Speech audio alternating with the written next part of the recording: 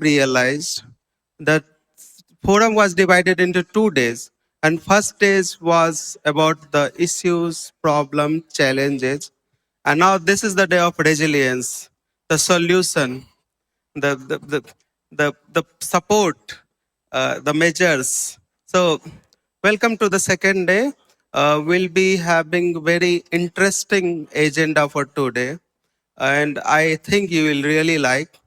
And this won't be boring. It's very entertaining, very enjoying. So we have designed and we have uh, two workshops to do today. We'll start very quickly with some opening address, and then we'll go to a workshop around climate change and migration, and followed by some very interesting dialogues about ma- uh, tools and pilot projects, following by shipping. We'll look at seafarers and responsible recruitment. Then we'll have a time to uh, look into responsible recruitment on the ground, some very interesting case studies, and followed by we'll go into more deeper, more interesting topic. We'll be looking at multinational compliances and jurisdictions, and then we'll have another workshop, very interesting, very important, and everyone will find that workshop is something you really want to understand. It's about AI and responsible recruitment. So the day is full. I don't want to spend lots of time in. I don't want to take your lots of time in all this intro part.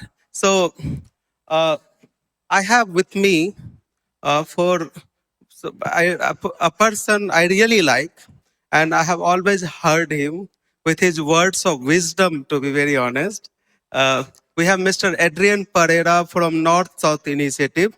He's Executive Director of NSI, and he has been engaging on migration issues since long time. We all know him, I think, and I don't need to introduce you to you. He has been working with number of issues around migration. So let me welcome Mr. Adrian. Adrian, where are you?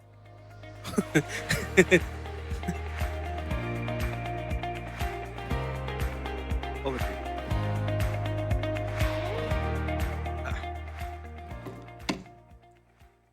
Good morning, everyone. My name is Adrian Pereira. I wish I was William Goyce, but I'm not. So thanks for giving me the space. I have two declarations to make. Number one, I wear two hats. I'm with North-South Initiative, and I'm also with the International Movement of Catholic Students and Graduates. So it's a 100-year-old organization. I'm not 100 years old, but we bring together the analysis of a movement that has done social justice globally. And I may make a few Catholic jokes here and there. So looking back at yesterday's presentation, I think the vision and direction is really cool. Data-driven to reform the whole recruitment sector. But in the Catholic world, we have this joke of being saved, right? So in the kitchen, for example, you can smell the food that is being cooked, so it smells very good. So that so-called represents your salvation. But the food hasn't been served. You don't know what is coming out yet. And I think that is where it's important we take stock and maybe press the brakes a bit to look back at the ethical questions that arise. And I think as not just as a Catholic, I'm also on some of the ethics committees of some research universities, and really there's a lot of unanswered ethical questions. So, and of course, when you talk about data, all these questions come out. When we talk about money, a lot of ethical questions come out. So I think some of the critique that will bring us hope, that will give us hope. Firstly, I think when we talk about recruitment, we should remember it's the whole cycle. The obsession and the fetish, unfortunately, has been focused on recruitment fees. And I think that is a fatal mistake because we have not looked at return and reintegration. It was mentioned a bit yesterday, but you have to go deeper because there's a lot of unpaid termination or end of work benefits that have been withheld. And I can just imagine these numbers could be in the billions. And don't forget, when people return and reintegrate, there's also restitution to wrongs that have done, and also rehabilitation for those who are disabled from accidents.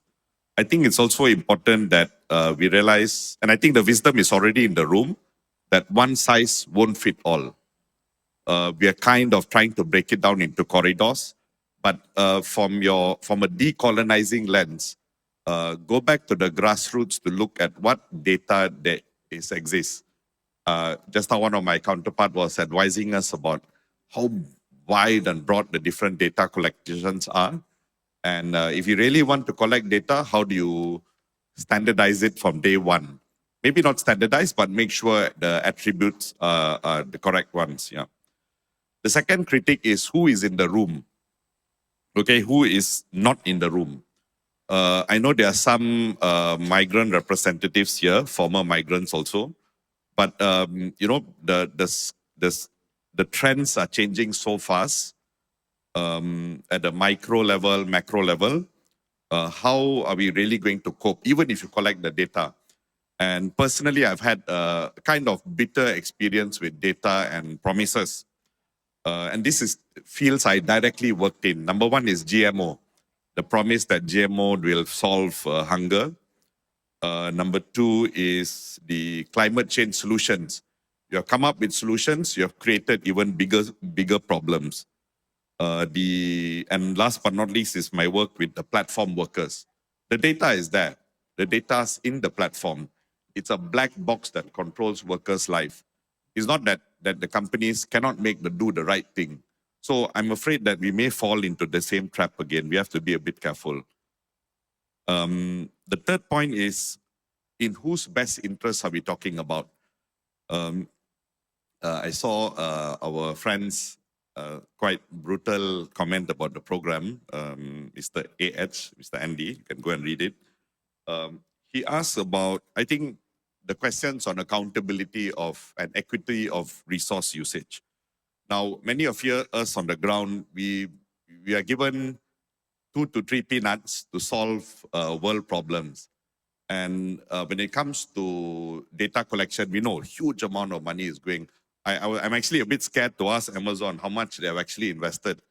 But this is my challenge. For every dollar that you put into your data collection engine or process, please match the dollar to a solution. Okay, you have to walk the talk. Otherwise, we'll fall back into the same mistakes of the gig work, the platform work, where so much data is collected, but not used in the best interest of workers. Yeah.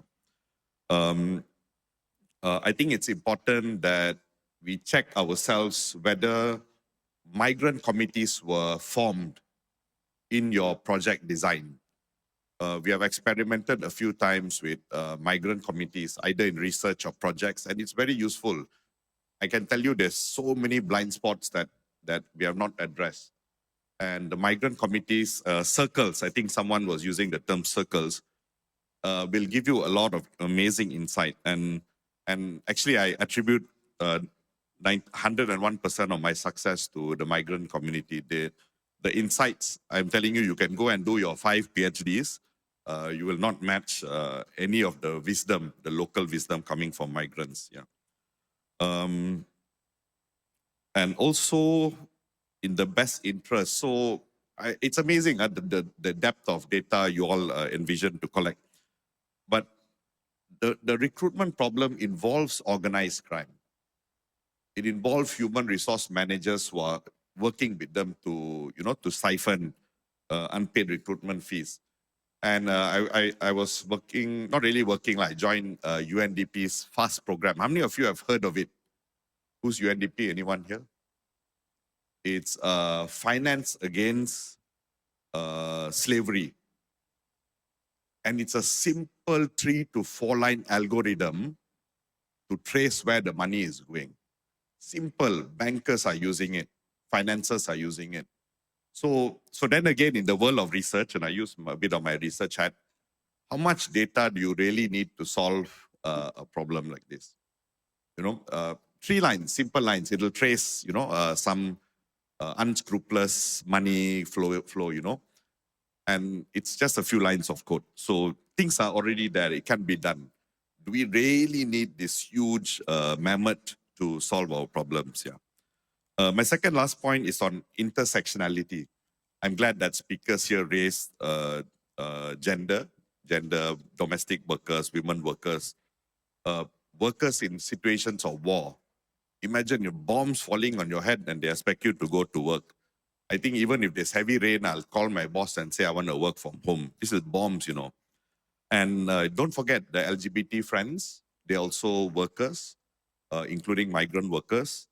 Um, when I raised this at the ASEAN meeting, the Malaysian government said, "Sorry, Adrian, we don't recruit LGBT workers." My God, how on earth do they know? And of course, don't forget our disability workers with disabilities and neurodiverse workers. I think they need to be in the room. And when it comes to climate change or climate disasters, most of the discourse is on the country, the push factor, right? But I think we as Malaysians, the migrants here are facing the direct impact, whether it's heat stress, floods, and landslides. When the big flood that happened 3 years ago, Malaysians were rescued in 48 hours. How would you feel if you're rescued in 48 hours, right? You'll call your government, hey, come and save me. The migrants were rescued after 10 days. 10 days. And these are supply chain companies with big hostels. So let's not forget to mitigate the problems here. Yeah? Last but not least is when it comes to GPs, right? Governments are supposed to give the protection, and the private sector and governments to do private sector to respect, and governments and private sector for remedies. Now, where's the government in the room, right? I hope that those dialogues can take place. I have to rely on international meetings to meet my government officials. I know it's embarrassing, but does that mean that you should organize more global programs so I can meet my government friends? So last but not least, I think there's some good news. Some of the industries are already talking about living wage. I think some of them are in this room. Congratulations. I'm very proud actually to hear that. And I'm actually in the middle of doing my SAI exam update. It's amazing. The definitions are so amazing. And I'm telling you, not that I have any personal interest or undeclared interest with SAI, but looking at the evolution of the standards, the inclusion, I think that's already 80% of your solution if you do it right. I'm not saying don't modify the wheel, but definitely don't reinvent the wheel, because when you reinvent the wheel, more and more money is being wasted. So with that, I shall end with one conflict of interest I would like to declare. So there's two reasons why I joined this program. One is to impress my donor. Some of my donors are here. And number two, everyone is claiming that they have the best solutions. And, I work with many of you here and I was scratching my head. Is it really true? So I've taken up, it's not really self-interest, like I'm doing your homework to check what are the good practices and not so good practices in your remediation tools. And I'm glad most of the companies have joined us. Some of the tools have also joined us. And this is the challenge to us, to go beyond your NDAs, to go beyond your competition. Let's be honest. I mean, the conversation yesterday was very honest, but I think we can go a bit honest. It's my Catholic voice speaking, but be honest, and we want to solve the migrants' problems, not your personal and your career problems. That's your business. You can do that, but the heart of the center should be the migrants. So please, let's look at what tools work, what doesn't work. I know hundreds of millions used to develop tools. Some of your tools really don't work. They suck, in fact. But those that work, please come together. Let's compare notes. Thank you, and sorry if I offended anyone. Thank you. That's my job actually, to offend people. Thanks.